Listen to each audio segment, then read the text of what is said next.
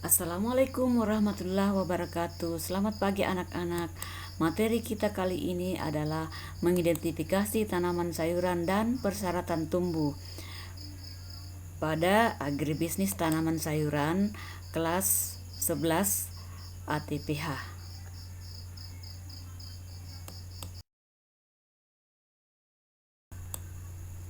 Baiklah, sebelum kita masuk ke materi, kita terlebih dahulu melihat kompetensi dasar yang kita pelajari pada kesempatan ini, yaitu KD 3.1 menganalisis ruang lingkup, karakteristik dan persyaratan tumbuh tanaman sayuran, dan KD 4.1 yaitu melaksanakan identifikasi tanaman sayuran dan persyaratan tumbuh tanaman sayuran. Baiklah anak-anak, adapun tujuan pembelajaran kita kali ini yaitu setelah menyelesaikan kegiatan pembelajaran ini, diharapkan peserta didik mampu melaksanakan identifikasi tanaman sayuran dan persyaratan tumbuhnya sesuai dengan standar industri tanaman sayuran.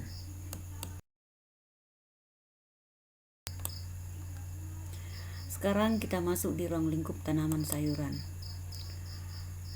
Silakan kalian perhatikan gambar berbagai jenis hasil panen sayuran berikut ini.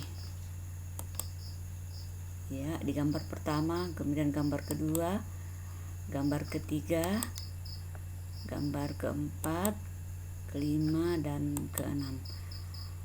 Kalian perhatikan gambar-gambar tanaman sayuran tersebut.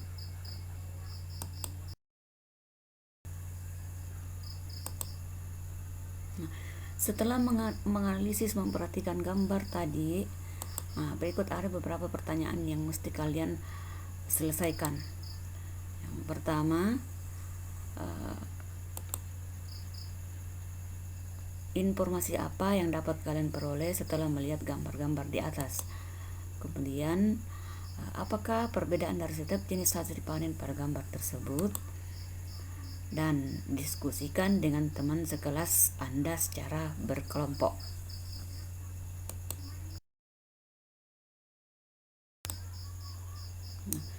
Ruang lingkup tanaman sayuran. Ruang lingkup tanaman sayuran dapat dipelajari menurut pengelompokan berdasarkan bagian yang dipanen atau yang dikonsumsi, seperti sayuran buah, contohnya cabai, tomat, terong, timun, dan sebagainya. Kemudian sayuran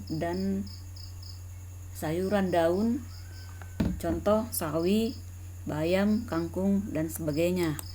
Kemudian sayuran batang atau tunas seperti rebung, bambu, asparagus. Kemudian sayuran umbi seperti wortel, kentang, bit, lobak, dan sebagainya. Dan kemudian sayuran bunga seperti brokoli, kol bunga, dan sebagainya. Kemudian sayuran polong seperti buncis, kacang panjang, kapri, dan sebagainya.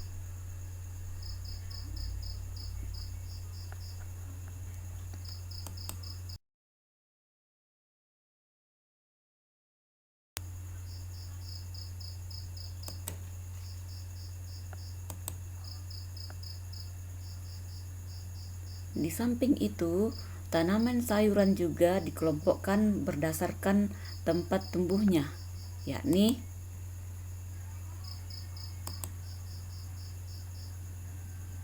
sayuran dataran tinggi seperti wortel, lobak, kubis atau kol, brokoli, kentang, dan sebagainya. Kemudian sayuran dataran rendah seperti bawang merah, oyong, dan sebagainya.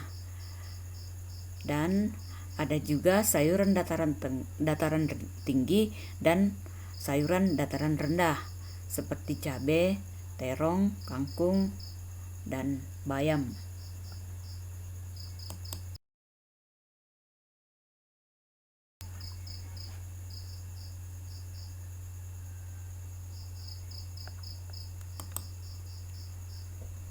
Berikutnya kita masuk pada manfaat dan prospek mempelajari tanaman sayuran.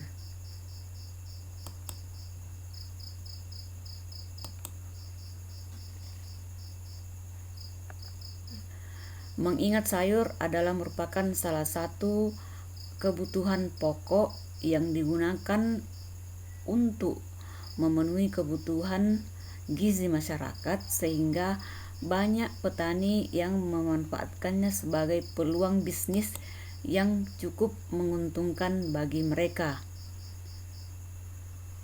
Maka mempelajari tanaman sayuran akan memberi manfaat yang besar bagi mereka, karena mereka akan memperoleh ilmu, pengetahuan, keterampilan, dan sikap tentang agribisnis tanaman sayuran yang juga akan sangat bermanfaat bila dapat ditularkan kepada orang lain. Kebutuhan sayur datang dari masyarakat, baik untuk konsumsi pribadi maupun untuk pemenuhan bahan baku bisnis yang mereka jalankan. Maka biasanya mulai dari ibu rumah tangga yang mencari sayur untuk kebutuhan gizi keluarganya, pelaku usaha makanan yang membutuhkan sayur sebagai bahan baku usaha mereka, sampai para pedagang-pedagang sayur di pasar atau juga di supermarket. Karena itu, mempelajari tanaman sayuran memiliki prospek yang sangat bagus jika kita dapat memenuhi kebutuhan masyarakat tersebut.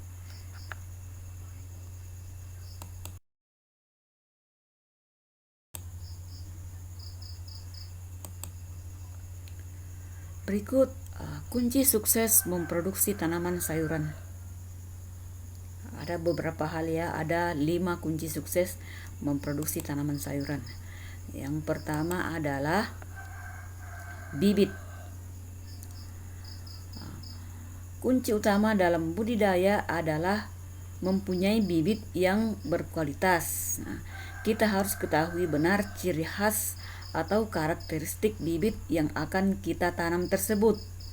Menurut pengalaman, perlakuan apapun yang akan kita berikan kepada tanaman kita selama bibitnya tidak baik, niscaya tidak akan membuahkan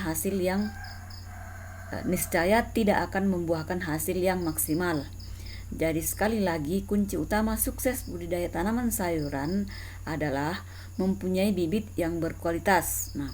Bibit yang berkualitas dapat berasal dari perbanyakan secara generatif dan vegetatif.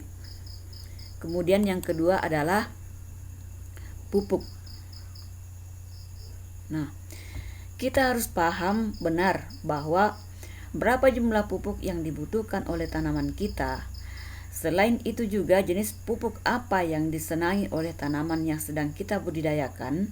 Dan secara luas, poin yang kedua ini juga meliputi tentang kesuburan tanah kita, bahwa petani harus mengetahui berapa tingkat kesuburan tanahnya yang akan digunakan untuk membudidayakan tanamannya, karena pupuk ini sangat erat kaitannya dengan kesuburan tanah, baik itu ditinjau dari kimia, biologi, dan fisika tanah. Berikutnya yang ketiga adalah pengolahan tanah. Tanah merupakan media untuk tumbuh dan berkembangnya suatu tanaman. Pengolahan tanah sangat penting untuk mengaktifkan mikroorganisme dan memperbaiki aerasi tanah. Pengolahan tanah juga berfungsi untuk mengendalikan hama-hama yang berada dalam tanah, termasuk telurnya, sehingga dalam arti luas adalah kita harus menyediakan media tanam yang sesuai dengan kebutuhan tanaman kita. Berikutnya adalah air. Lebih dari 90% bagian tubuh tanaman adalah air. sehingga air merupakan kebutuhan dasar dan wajib dalam membudidayakan tanaman.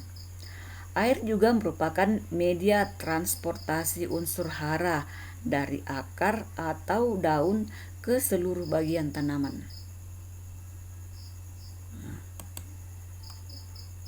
Kunci sukses yang kelima adalah pengendalian hama dan penyakit. Pengendalian hama dan penyakit, sebenarnya kita tidak bisa hanya mengendalikan dengan pestisida saja, tetapi juga harus kita kombinasikan dengan poin 1 tadi sampai poin keempat. Sebagai contoh, dalam pengendalian penyakit tanaman oleh sebab pengendalian tanaman yang disebabkan oleh cendawan, misalnya kita tidak bisa hanya mengandalkan fungisida saja, tetapi kita harus memulai pengolahannya dari awal. Bagaimana mengatur jarak tanam, pemberian pupuk, pengolahan tanah, dan sebagainya.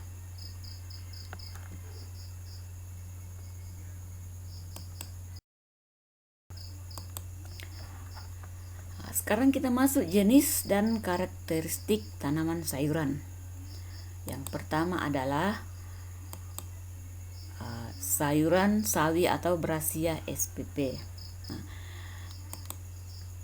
Kita lihat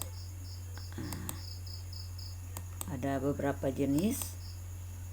Ya, ada sawi, petsai, pakcoy. Nah, secara umum, tanaman sawi ini biasanya mempunyai daun yang panjang, halus, tidak berbulu, dan tidak berkrop. Petani kita hanya mengenal 3 macam sawi yang biasa dibudidayakan, yaitu sawi putih, sawi hijau, dan sawi huma. Nah, sekarang ini masyarakat lebih mengenal caisim alias sawi bakso atau sawi hijau ya. Nah, selain itu juga ada pula jenis sawi kentang dan sawi monumen. Nah, caisim alias sawi bakso ada juga yang menyebutnya sawi Cina. Merupakan jenis sawi yang paling banyak dipakai di pasar-pasar dewasa ini. Tangkai daunnya panjang, langsing, berwarna putih kehijauan. Daunnya lebar memanjang, tipis, dan berwarna hijau. Rasanya yang renyah, segar, dengan sedikit sekali rasa pahit. Selain enak ditumis atau dioseng, juga untuk pedagang mie bakso, mie ayam, atau restoran Cina. Tanaman sawi ini dapat tumbuh baik di tempat yang berhawa panas maupun berhawa dingin, sehingga dapat diusahakan dari dataran rendah sampai dataran tinggi. Meskipun demikian, pada kenyataannya hasil yang diperoleh lebih baik di dataran tinggi.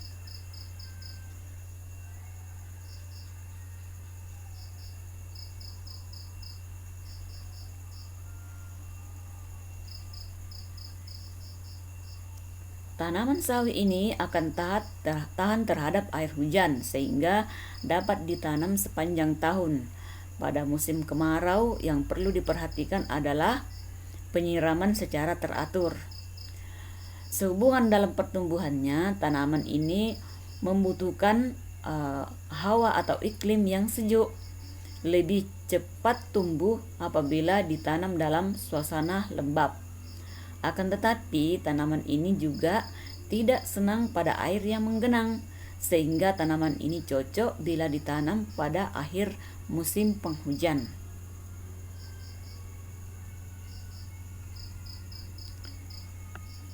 Itu tadi tentang sawi ya. Sekarang tentang petsai. Nah, petsai ini termasuk dalam famili Brassicaceae, merupakan tanaman semusim dan 2 musim.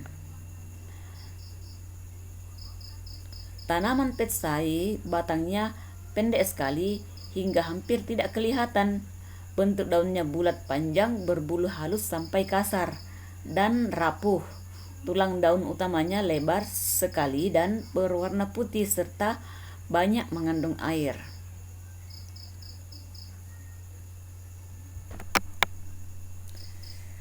Daerah penanaman yang cocok adalah mulai dari ketinggian 5 meter sampai dengan 1.200 meter di atas permukaan laut. Namun, petsai ini biasanya dibudidayakan pada daerah yang mempunyai ketinggian 100 meter sampai 500 meter dari permukaan laut. Nah, berikutnya adalah pak choy. Pak choy atau Brassica siensis. Brassica siensis ya, termasuk dalam famili Brassiaceae, berumur pendek, kurang lebih 45 hari setelah tanam. Sayuran ini umumnya digunakan untuk bahan sup, untuk hiasan atau garnish, tapi jarang dimakan mentah. Tanah yang paling cocok untuk tanaman sawi adalah tanah gembur, banyak mengandung humus, subur, serta airnya banyak, dan derajat keasaman atau pH tanah yang optimum untuk pertumbuhannya adalah antara 6 sampai 7.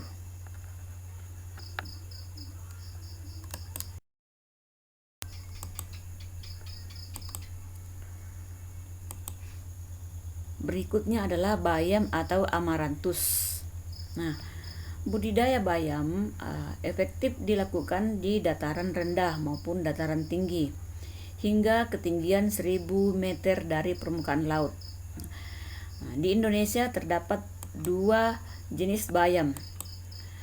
Bayam yang biasa dibudidayakan para petani. Pertama, jenis bayam cabut yang terdiri dari bayam hijau.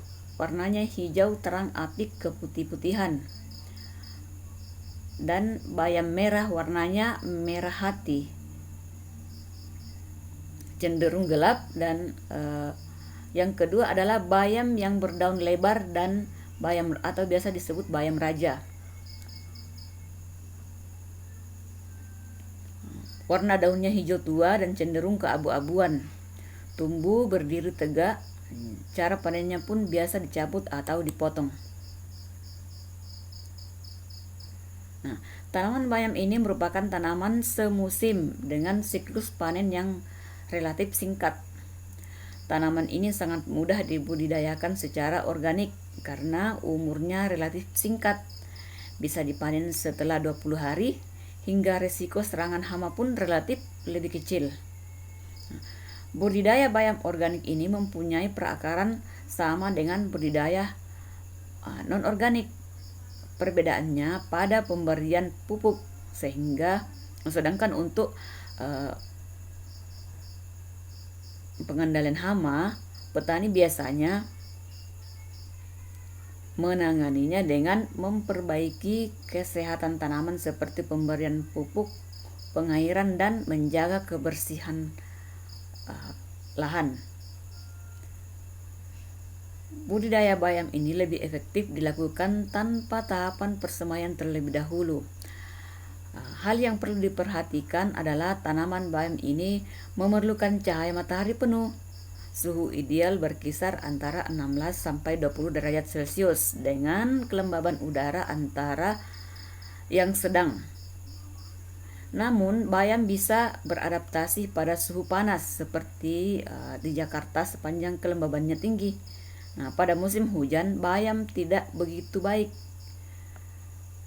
dan daun bayam mudah rusak terkena hujan terus-menerus.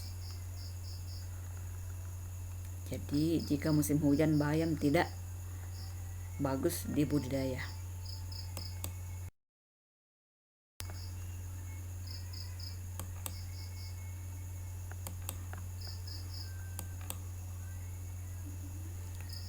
Kemudian sayur kangkung atau ipomea.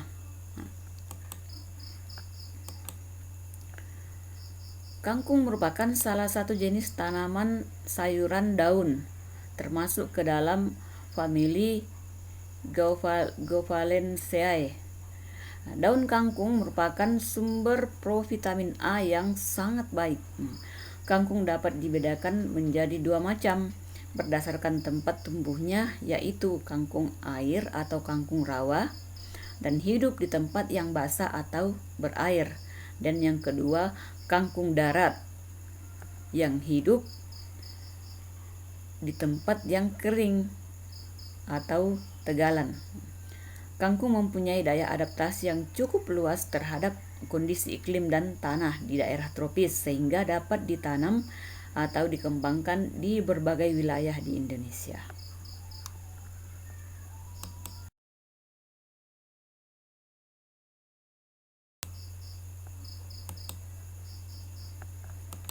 Berikutnya adalah selada atau Lactusa sativa. Kita perhatikan, terdapat dua kelompok besar budidaya selada yang berkembang di Indonesia. Pertama adalah selada daun berbentuk crop. Cropnya bulat lepas, daunnya hijau mengembang. Yang kedua adalah selada corp yang bentuk corpnya bulat atau lonjong dan corpnya padat. Jenis yang paling banyak dibudidayakan adalah tipe selada daun berbentuk daunnya bergelombang, cenderung berkerut-kerut, atau populer dengan nama selada keriting. Toleran di dataran daerah tropis dan panas sekalipun. Jenis selada keriting bahkan bisa tumbuh dengan subur di dataran rendah dan panas seperti di Jakarta, tapi lebih baik lagi jika ditanam di dataran tinggi. Jenis yang tidak membentuk korp atau daun-daunnya berbentuk seperti roset, warna daun selada hijau terang sampai putih kekuningan. Selada jarang dibuat sayur, biasanya hanya dibuat salad atau lalapan.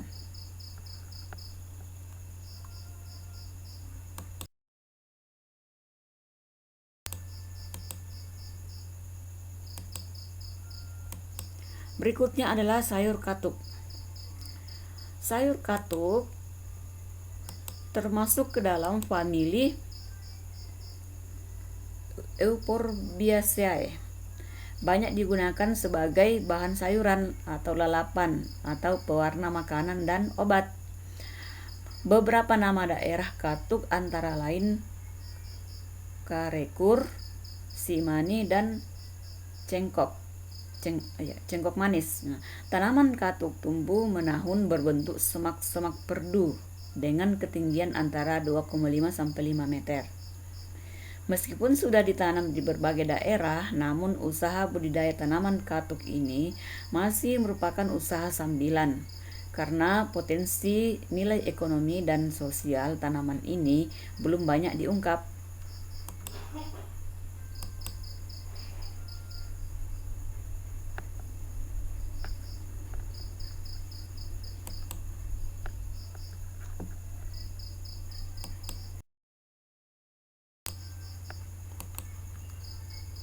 Berikutnya adalah seledri atau Apium refoleons.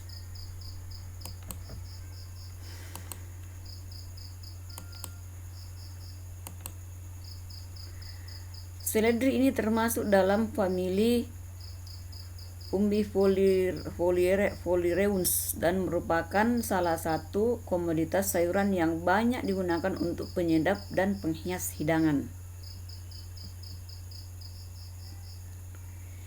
Biji seledri juga digunakan sebagai bumbu dan penyedap, dan ekstrak minyak bijinya berkhasiat sebagai obat.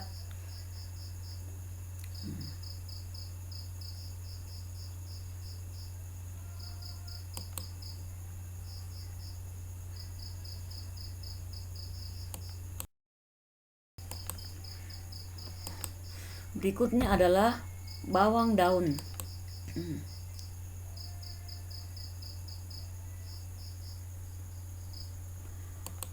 Bawang daun yang banyak dibudidayakan di Indonesia ada 3 macam. Ya. Yang pertama yaitu bawang prei,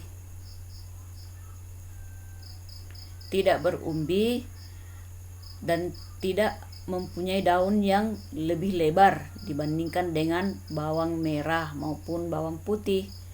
Pelepahnya panjang, liat, serta bagian dalam daun berbentuk pipi. Kemudian yang kedua adalah kucai. Mempunyai daun kecil, panjang, berongga. Rongga di dalamnya juga kecil dan berwarna hijau serta berumbi kecil. Kemudian bawang bakung, berdaun bulat panjang dengan rongga di dalam daun seperti pipa yang kadang-kadang berumbi.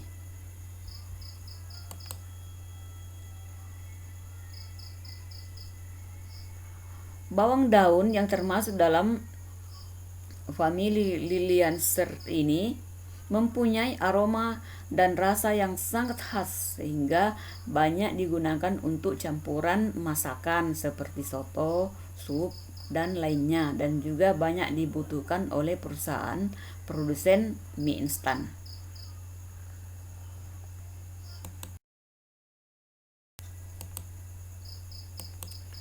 Sekarang adalah kubis atau kol. Nama latinnya adalah Brassica oleracea. Nah, kubis ini merupakan tanaman semusim atau 2 musim dan termasuk dalam famili Brassicaceae. Bentuk daunnya bulat telur sampai lonjong dan lebar seperti kipas. Sistem perakaran kubis agak dangkal sehingga banyak akar serabut. Kubis mengandung protein, vitamin A, vitamin C, vitamin B1 dan vitamin B2 serta niacin. Nah, kandungan protein pada kubis putih lebih rendah dibandingkan pada kubis bunga, namun kandungan vitamin A-nya lebih tinggi dibandingkan dengan kubis bunga. Jadi kubis ternyata banyak mengandung vitamin.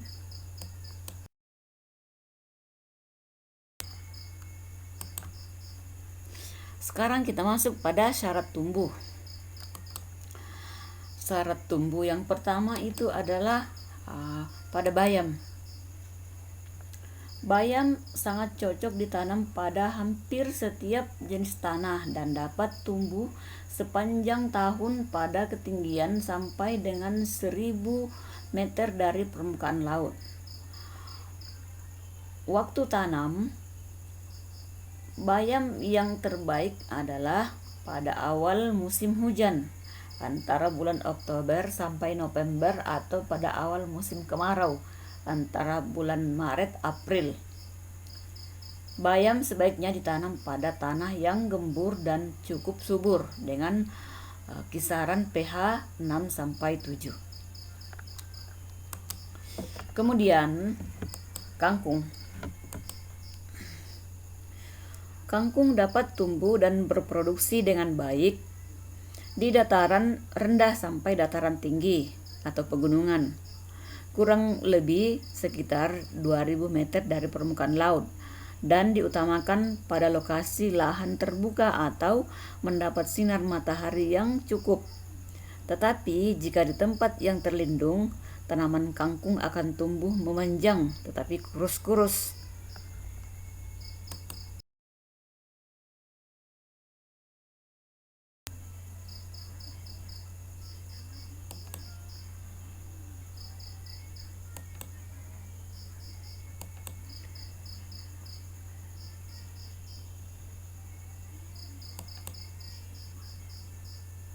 Sekarang kita masuk pada tanaman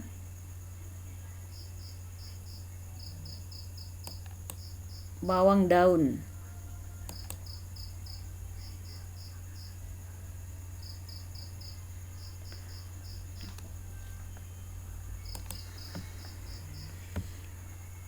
Bawang daun sangat cocok tumbuh di dataran rendah maupun dataran tinggi dengan ketinggian 250 sampai 1500 meter dari permukaan laut. Meskipun di dataran rendah, anakan bawang daun tidak terlalu banyak. Daerah dengan curah hujan 150 sampai 200 mm per tahun dan suhu harian 18 sampai 25 derajat Celcius cocok untuk pertumbuhan bawang daun. Tanaman ini menghendaki pH netral sekitar 6,5 sampai 7,5 dengan jenis tanah andosol atau bekas lahan gunung berapi atau tanah lempung berpasir. Kemudian sayur katuk. Tanaman katuk ini mempunyai daya adaptasi yang sangat luas terhadap lingkungan di daerah tropis.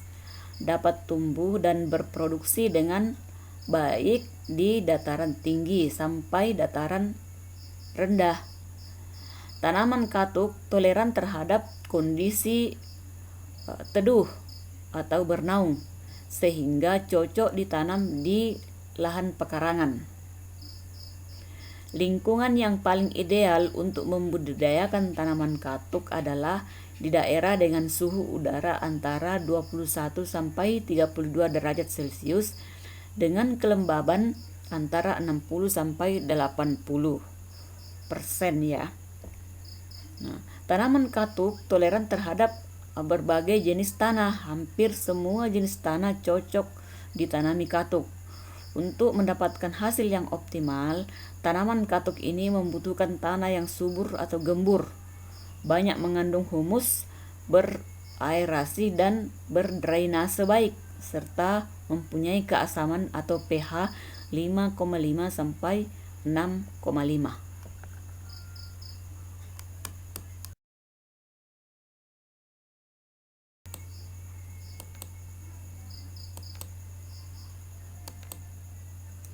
Berikutnya adalah kubis. Kubis pada umumnya ditanam di daerah yang berhawa sejuk di dataran tinggi sekitar 800 sampai 2000 meter dari permukaan laut dan bertipe iklim basah. Namun terdapat pula beberapa varietas yang dapat ditanam di dataran rendah atau di sekitar 200 meter dari permukaan laut.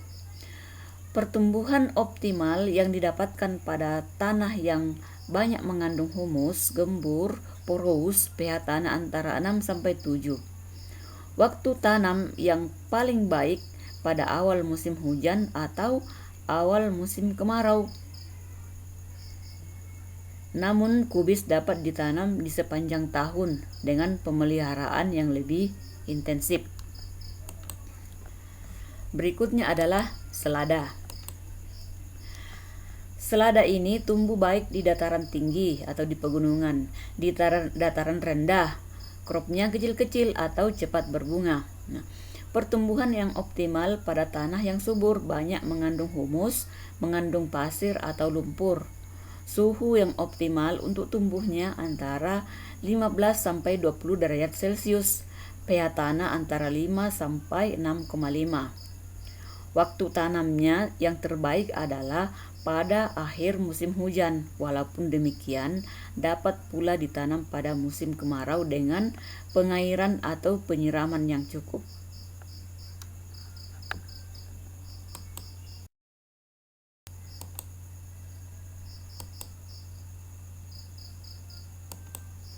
Berikutnya adalah seledri. Seledri ini merupakan tanaman yang sangat tergantung pada lingkungan. Untuk dapat memperoleh kualitas dan hasil yang tinggi, seledri membutuhkan temperatur berkisar antara 16 sampai 21 derajat Celcius. Tanah yang baik untuk pertumbuhan seledri adalah yang mampu menahan air, berdrainase baik dan ber-pH tanah berkisar antara 5,8 sampai 6,7. Nah, karena memiliki sistem perakaran yang dangkal, maka seledri menghendaki air yang selalu tersedia. Nah, irigasi tetes merupakan cara penggunaan air yang paling efektif dan efisien serta hemat, serta dapat meningkatkan efisiensi penggunaan nitrogen.